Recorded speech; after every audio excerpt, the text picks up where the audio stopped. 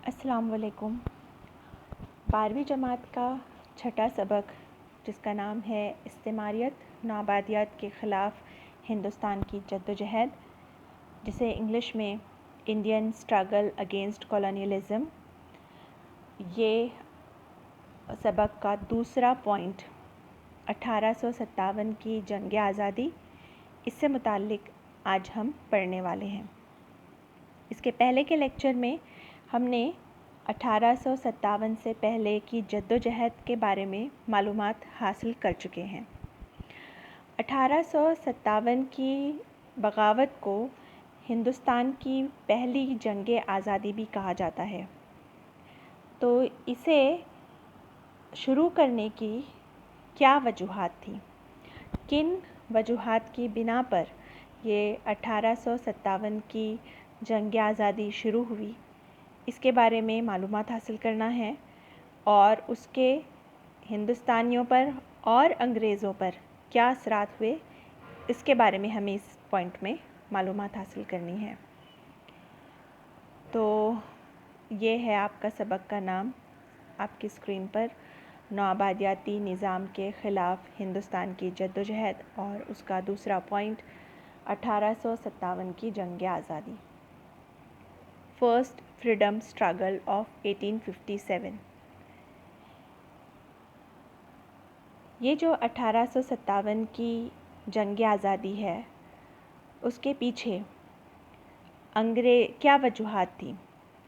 तो अंग्रेज़ी फ़ौज यानी कि ब्रिटिश हुकूमत की फ़ौज के हिंदुस्तानी सिपाहियों की बेइत्मीनानी पहली वजह थी। हिंदुस्तान में अंग्रेज़ी फ़ौज मौजूद थी और ये अंग्रेज़ी फ़ौज के लिए जो मज़बूत बनानी थी फ़ौज को, तो जो लोगों की ज़रूरत थी, तो ये लोग अंग्रेज़ हुकूमत बरतानिया से नहीं बुलवा सकते थे। तो इसीलिए हिंदुस्तानियों को वो अपनी फ़ौज में शामिल कर लिया करते थे। तो हिंदुस्तानी बरतानवी फ़ौज में काम कर रहे थे, उनके दरमियान बेइत्मीनानी पाई जाती थी। उसके बाद सियासी, समाजी, मज़हबी और माशी वजूहात थी, जिनकी वजह से ये 1857 की पहली जंग आज़ादी की शुरुआत की गई। बरतानवी फ़ौज में हिंदुस्तानी सिपाहियों के साथ में जो रवैये बरतानवी हुकूमत ने अपनाए थे और हिंदुस्तानी फ़ौजियों पर जो पाबंदियां आयद की गई थी, उसकी वजह से हिंदुस्तानी सिपाही बेचैन थे और उनके नाराज़गी और गुस्से में रोज़ बरोज़ इजाफ़ा हो रहा था। हिंदुस्तानी सिपाहियों की तनख्वाह में कटौती की जाती थी, क्योंकि अगर वो तातील लेते, छुट्टियां लेते, या उनके कोई मजबूरी की वजह से वो काम पर ना जा सकते थे, तो उनकी तनख्वाह में कटौती की जाती थी। उसके बाद समंदरी सफ़र की सख्ती की जाती थी। हिंदुस्तानियों को पर दबाव डाला जाता था कि वो दीगर ममालिक में जाकर बरतानवी फ़ौज की जानिब से जंग लड़ें। जब परेड का वक्त होता था तो हिंदुस्तानियों के साथ में हिंदुस्तानियों की बेइज्जती की जाती थी, हिंदुस्तानी फ़ौजियों की बेइज्जती की जाती थी। नौकरियों की बदलियों में की जाने वाली जानिबदारी, जिसे हम पार्शलिटी भी कहते हैं, तो जब नौकरियों के लिए ट्रांसफ़र्स होते थे, बदलियां होती थी, तो उसमें भी हिंदुस्तानी फ़ौजियों के साथ में जानिबदारी से काम लिया जाता था। काम करते वक्त उन हिंदुस्तानी सिपाहियों के साथ में नाइंसाफ़ी की जाती थी और उनकी मेहनत और उनके अच्छे कामों के सिले में उन्हें अपने ओहदों पर तरक्की नहीं मिलती थी। ये सारी बातों की वजह से, ये सारी वजूहात थी जिनकी वजह से हिंदुस्तानी सिपाही बेहद नाराज़ थे। गवर्नर जनरल लॉर्ड डलहौज़ी बरतानवी गवर्नर थे। इन्होंने हिंदुस्तान में गोद लेने की रस्म को नामंजूर करके हिंदुस्तानी रियासतों में बेचैनी को मज़ीद बढ़ावा दे दिया। गोद लेने की रस्म को इंग्लिश में डॉक्ट्रिन ऑफ लैप्स कहा जाता है, जिसके तहत ऐसी रियासतें या हुकूमतें जिनके कोई वारिस नहीं हैं, तो ऐसी रियासतों को गवर्नर जनरल ने ये किया कि वो अपनी हुकूमत में, बरतानवी हुकूमत में उसे ज़म कर लिया। जो भी रियासतें थी, शाही रियासतें हिंदुस्तान में, तो उन रियासतों के वारिसीन ना होने की वजह से उनकी रियासतों को अंग्रेज़ी हुकूमत में ज़म कर लिया था। ऐसी रियासतें कौन सी थी? सातारा, जिसे 1848 में ज़म किया गया, संबलपुर 1850 में, उदयपुर 1852 में, नागपुर 1853 में, झांसी की रियासत 1854 में और अवध की रियासत 1856 में। ये है महाराष्ट्र में सातारा का इलाका, जहाँ पर जो शाही रियासत थी, तो इसे बरतानवी हुकूमत ने अपनी हुकूमत में ज़म कर लिया था। जैतपुर मध्य प्रदेश की शाही रियासत, उसके बाद नागपुर,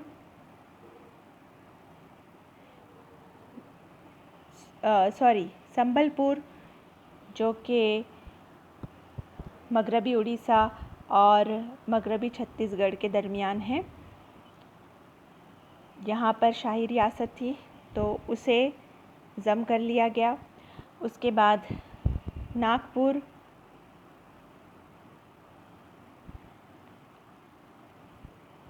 नागपुर जो है यहाँ पर है, तो इसे ज़म कर लिया गया। उसके बाद झांसी, ये सारी रियासतें लॉर्ड डलहौज़ी ने अंग्रेज़ी हुकूमतों में ज़म कर ली। वजह ये थी कि इन रियासतों के जो वारिस ना होने की वजह से इन्हें इजाज़त नहीं थी कि वो अपनी हुकूमत को कायम रख सकते थे, वहाँ के हुक्मरान अपनी हुकूमत को कायम रख सकते थे, तो इसलिए इन रियासतों को बरतानवी हुकूमत में ज़म कर लिया गया। रियासतों के इंज़िमाम की वजह से मकामी रियासत के सिपाही बेरोज़गार हो गए और ये मकामी सिपाहियों का बोझ आ पड़ा काश्तकारी के करने वाले किसानों पर, या काश्तकारी पर इनका ज़ायद बोझ हो गया।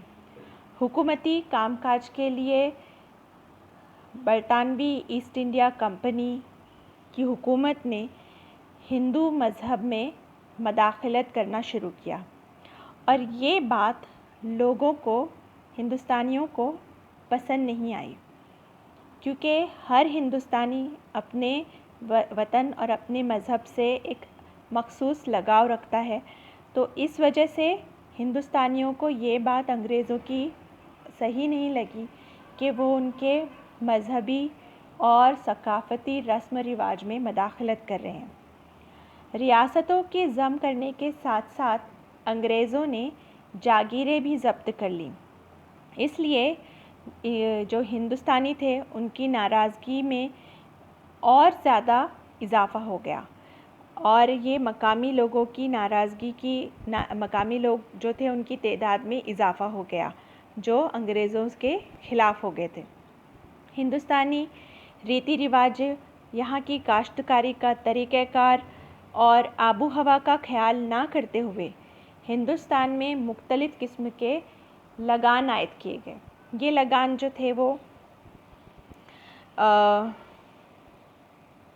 बंदोबस्त इस्तमरारी, जिसे परमानेंट सेटलमेंट कहा जाता है, रॉयतवारी, जिसे रॉयतवारी सेटलमेंट कहा जाता है, महालवारी, उसके बाद रॉयतवारी सेटलमेंट इन बॉम्बे, सिपाही मेटिनी और तालुकादारी अवध में। तो ये मुख्तलिफ़ किस्म के लगान शुरू किए गए।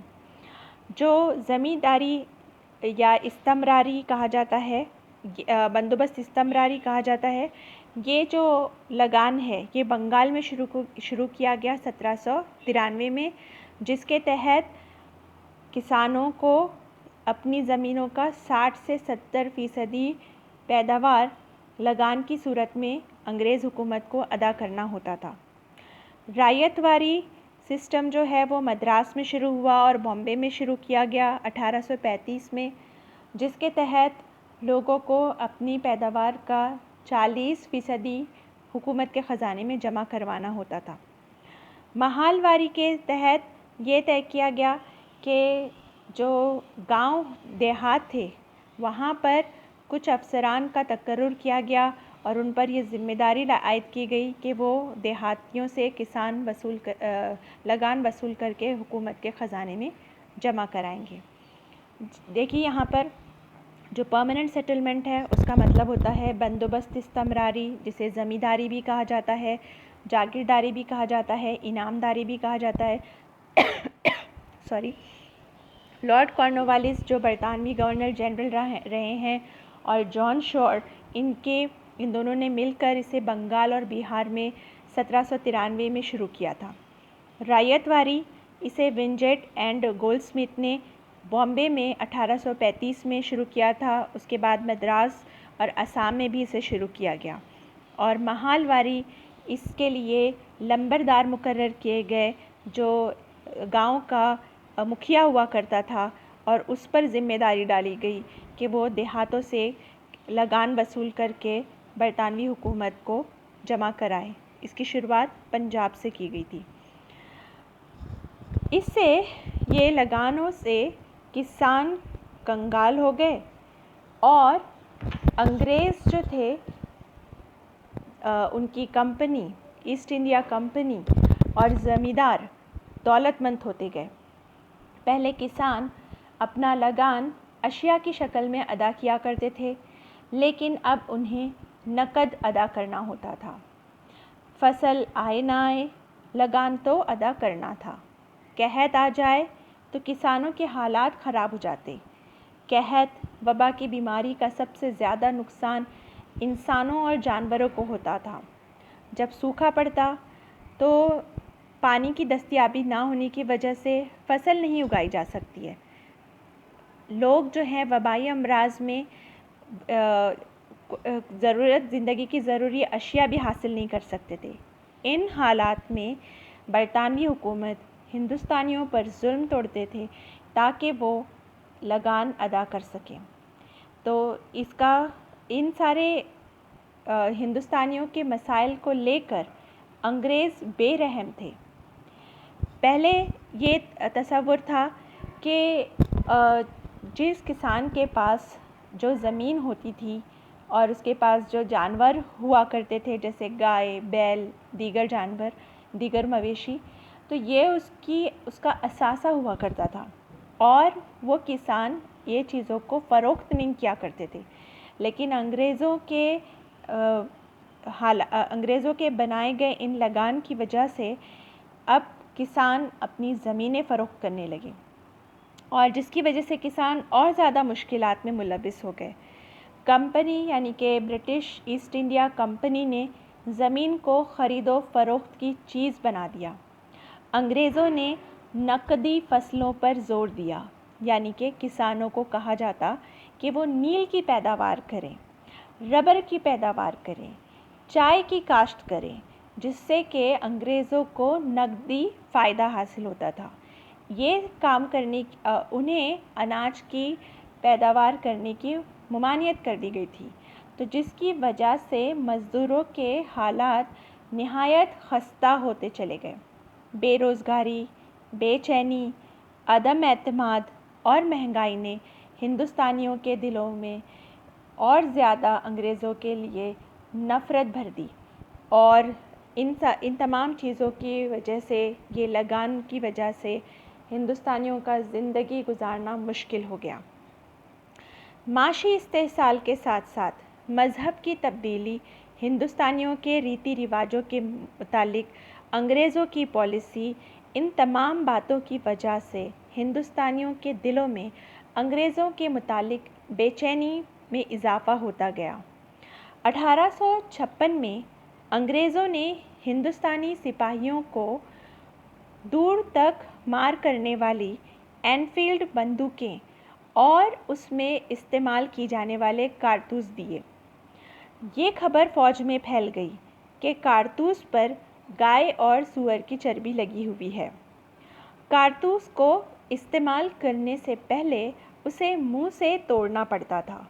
हिंदुस्तानी सिपाही इस कारतूस को अपने मुंह से लगाए, इस तस्वुर ने उन्हें बेचैन कर दिया, क्योंकि गाय हिंदुओं के लिए मुक़द्दस और सूअर मुसलमानों के लिए हराम थे। अंग्रेज़ों की फ़ौज में हिंदू और मुसलमान सिपाहियों की तादाद सबसे ज़्यादा थी। इब्तिदा में जिन सिपाहियों ने कारतूस इस्तेमाल करने से इनकार किया, उनकी बगावत को अंग्रेज़ों ने कुचल दिया।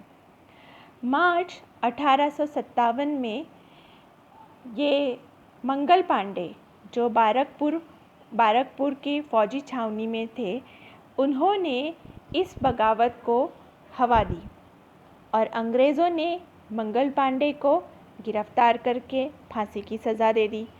सिपाहियों की बेचैनी में इजाफ़ा होता गया। इसके बाद लखनऊ के सिपाहियों ने बगावत कर दी। मेरठ में घुड़सवार फ़ौज ने बगावत कर दी। इस बगावत के दौरान हिंदुस्तानी क्या करते थे? हिंदुस्तानी अंग्रेज़ों को मारना, उनके ख़ानदान वालों को सबक सिखाना, वक्त पड़ने पर उनका कत्ल करना और घर जलाने जैसे वाक़यात शुरू किए। सिपाही जो थे, हिंदुस्तानी सिपाही, अब दिल्ली की सिमत रवाना हुए। 12 मई 1857 को हिंदुस्तानी सिपाहियों ने दिल्ली पर पूरी तरह कब्ज़ा कर लिया और उस वक्त के मुग़ल बादशाह बहादुर शाह ज़फ़र को अपनी इस जंग आज़ादी की क़यादत सौंपी।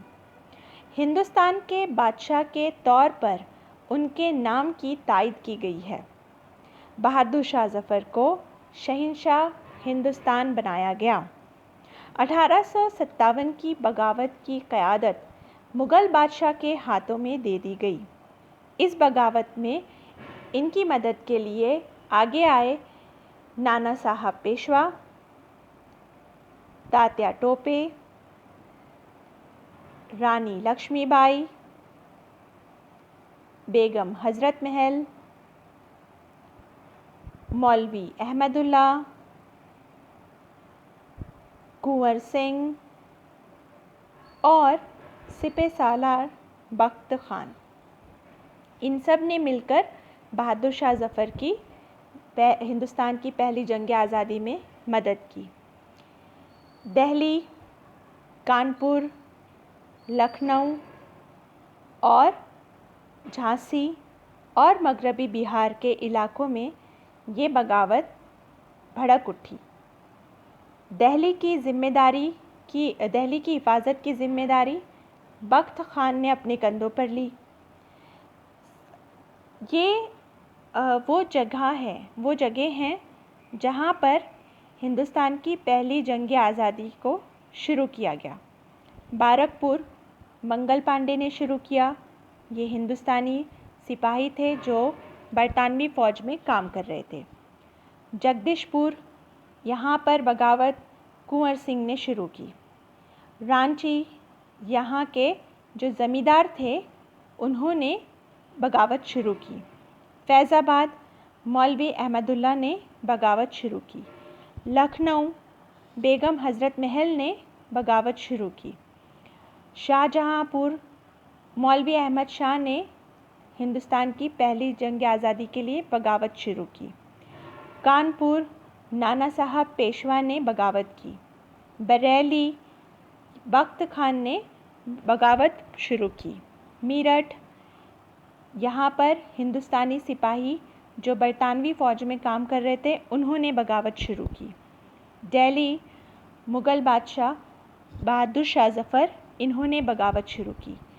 झांसी, रानी लक्ष्मीबाई और तात्या टोपे ने मिलकर बगावत शुरू की। ग्वालियर, यहाँ पर महारानी लक्ष्मीबाई, तात्या टोपे और वहाँ सिंधिया की मदद लेने के लिए गए, और जब सिंधिया ने उनकी मदद करने से इनकार कर दिया तो उन्हें गिरफ़्तार कर लिया गया। और फिर उसके बाद सिंधिया ने बरतानवी हुकूमत की मदद की ताकि वो इन्हें गिरफ़्तार कर सके या इनसे जंग लड़ सके। तो इस तरह से ये सारे जगहों पर बगावत शुरू हुई। 27 मई 1857 को दिल्ली दोबारा हासिल करने के मकसद से बरतानवी फ़ौज दिल्ली आई।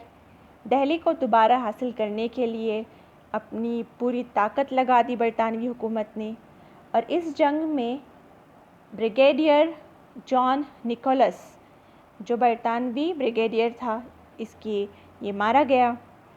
सर जॉन लॉरेंस और सिखों की पलटन ने अंग्रेज़ों की मदद की और इस तरह से दिल्ली पर दोबारा कब्ज़ा हासिल कर लिया गया।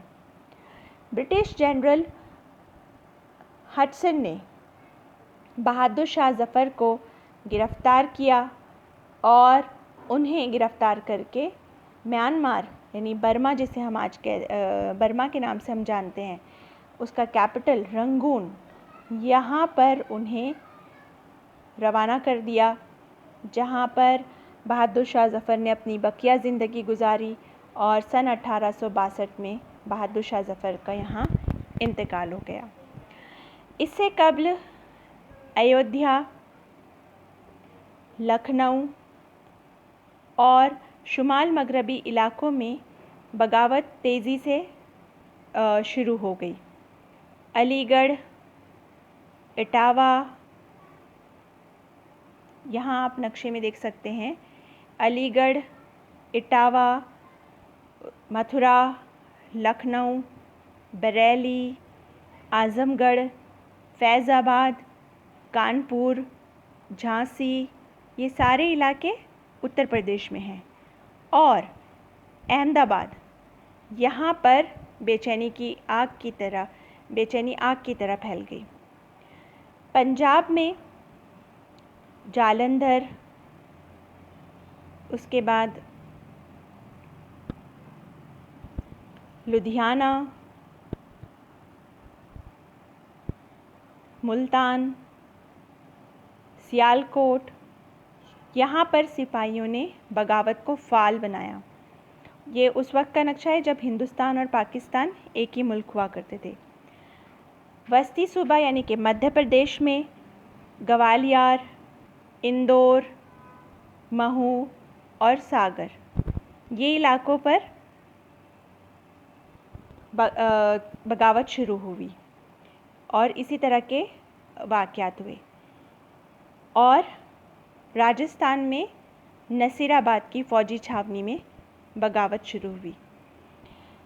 ढाका, चितगांव, मदारीगंज, जिसे आज मदारीपुर कहा जाता है, आज का बांग्लादेश, जो पहले हिंदुस्तान में ही शामिल था, भागलपुर, जिसे बिहार कहा जाता है, बिहार में है, यहाँ पर भी बगावत शुरू हुई। बिहार में पटना के करीब दानापुर में सिपाहियों ने बगावत कर दी और मगरबी बिहार ज़मींदार कुंवर सिंह की क़यादत में लड़ाई हुई। कुंवर सिंह को हज़ारीबाग, झारखंड, देवगढ़ और संबलपुर, उड़ीसा से मदद मिली। नाना साहब पेशवा ने कानपुर में बगावत की क़यादत की। अंग्रेज़ सिपहसालार सर हेनरी हैवलॉक ये कानपुर में दाखिल हो गए। नाना साहब और तात्या टोपे ने कानपुर को अपने कब्ज़े में करने की कोशिश की, लेकिन नाकाम रहे। ब्रिटिश फ़ौज के कमांडर सर कॉलिन कैम्पबेल, इन्होंने तात्या टोपे को शिकस्त दी और कानपुर को हासिल कर लिया। 1857 का ये वाक़या हिंदुस्तान की पहली जंग आज़ादी कहलाता है। इस जंग आज़ादी के इब्तदाई दिनों में तात्या टोपे, अवध की बेगम हज़रत महल ने सबकत हासिल की, लेकिन हैवलॉक और आउट्रम, जिनकी तस्वीर आप स्क्रीन पर देख रहे हैं, इनकी क़यादत में अंग्रेज़ फ़ौज को इब्तिदा में कामयाबी हासिल नहीं हुई। उसी वक्त नेपाल का राजा जंग बहादुर अपनी गोरखा पलटन लेकर अंग्रेज़ों की मदद को पहुंचा और हिंदुस्तानी सिपाहियों की क़यादत मौलवी अहमदुल्ला खां ने की और मौलवी अहमदुल्ला ने की और सर कॉलिन कैम्पबेल ने अपनी फ़ौजी तजुर्बे की मदद से लखनऊ पर फतेह हासिल कर ली। गवर्नर जनरल लॉर्ड कैनिंग के हुक्म से मद्रास में कर्नल नील ने अपनी फ़ौज लेकर वाराणसी और इलाहाबाद पहुँचे।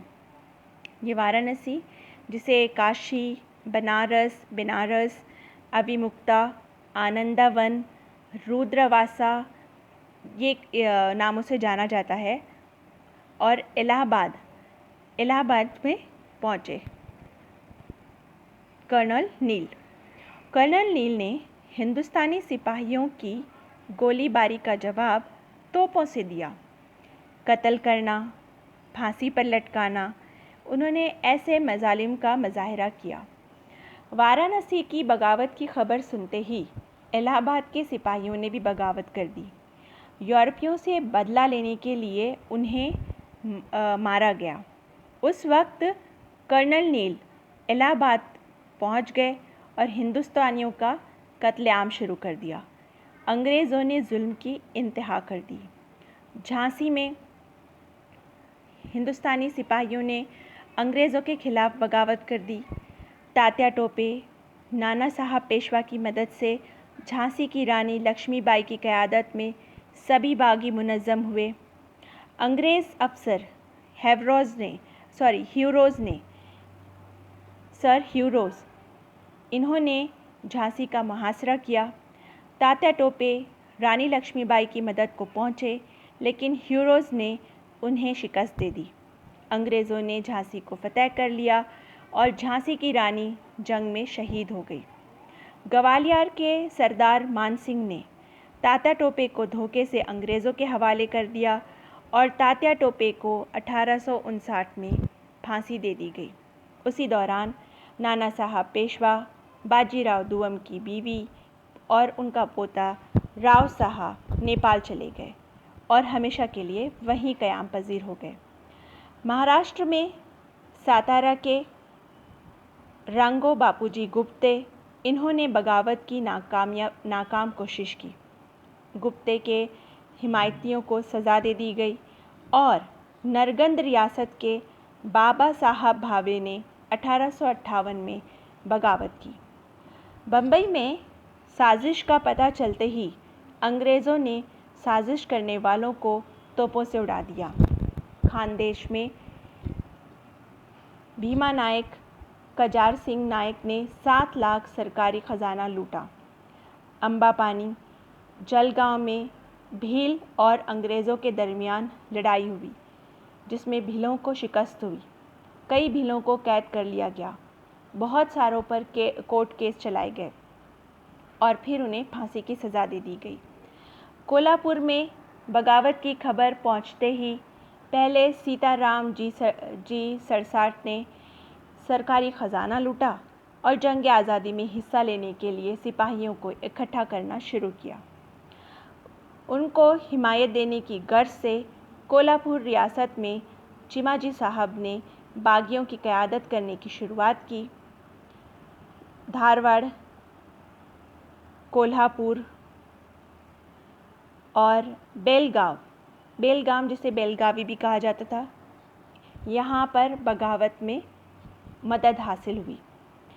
1857 की जंग आज़ादी तकरीबन 1 साल चलती रही।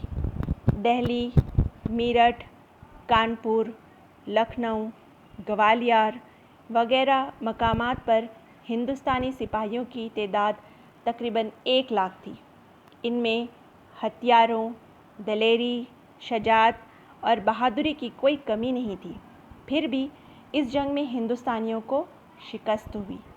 1857 की जंग के वक्त हिंदुस्तानियों के दिलों में फैली हुई बेचैनी को मद्देनज़र रखते हुए इंग्लिस्तान की मलका विक्टोरिया ने एक ऐलाननामा शाये किया, जिसे मलका का ऐलाननामा कहा जाता है।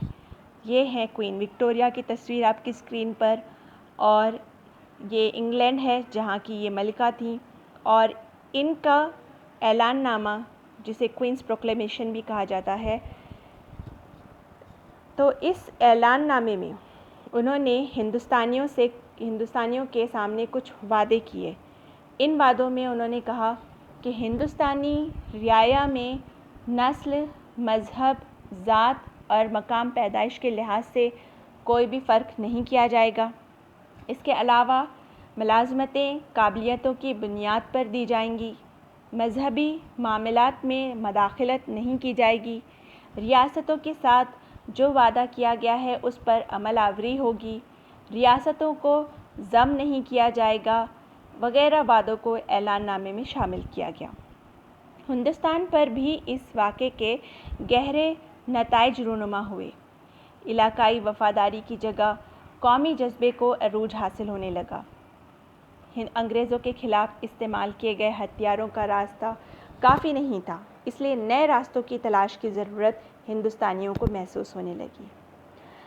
जिस तरह से हिंदुस्तानियों पर इसके असरात नज़र आए, उसी तरह से बरतानवी हुकूमत को भी ये समझ आ गया कि हिंदुस्तानी अगर मुत्तहिद हो गए, तमाम रियासतों के बगावत करने वाले जो लोग थे ये सब मुत्तहिद हो गए, तो इन्हें बहुत जल्द अंग्रेज़ों से छुटकारा मिल जाएगा।